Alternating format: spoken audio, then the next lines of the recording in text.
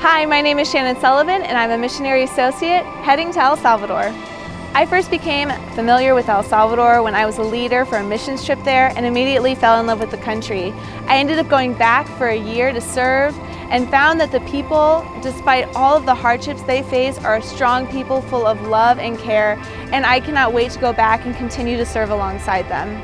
El Salvador has been in the news a lot recently, dealing with the gang problems both here in the States and abroad. Violence and poverty is a very real issue for most people living in El Salvador. Over a third of the population is under the poverty line, and you have over 60,000 men and women in El Salvador alone who are considered part of the Salvadoran gangs.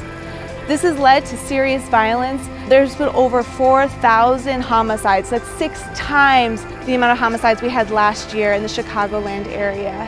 What do you do when you have these kinds of problems and pain in a country?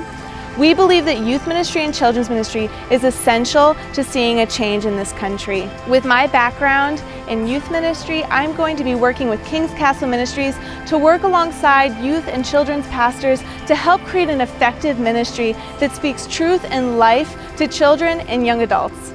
We know that children and youth ministries are important in every country, but especially in El Salvador, where children begin getting recruited for the gangs as young as 7 years old.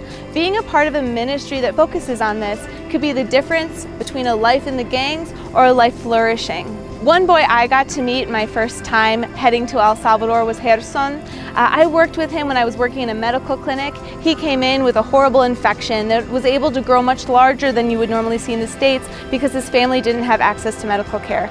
We were able to help give him the care he needed through our free medical care program, and we're able to give him a feeding program once a week, and eventually he began to go to our regular discipleship programs at our church. He worked alongside Pastor Victor, who's our children's pastor, and that 11-year-old boy began to change. I got to see this shy, timid kid become a kid who knew that he had power in the name of Jesus. I saw him one Sunday get up to pray for offering and began to preach on the love Christ had for each person in that room. And that's not something you just see in an 11-year-old, but that's what we're seeing with the life-transforming programs that we are doing in El Salvador. And I cannot wait to get back there and continue to help the pastors do something amazing with the children and young adults of El Salvador.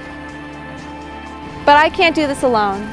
I need a team of people who come alongside me, and together we can see transformation happen in the lives of children and young people in El Salvador. Through your prayer and financial support, we can see something new for a generation in El Salvador and see the young people not defined by violence, not defined by poverty, but defined by being children of God. I would love it if you would be able to be one of those people who can come alongside and who can see transformation happen in young people's lives. I know that can be true, and I want to thank you in advance for the ways that you can be a part of what God is doing in El Salvador.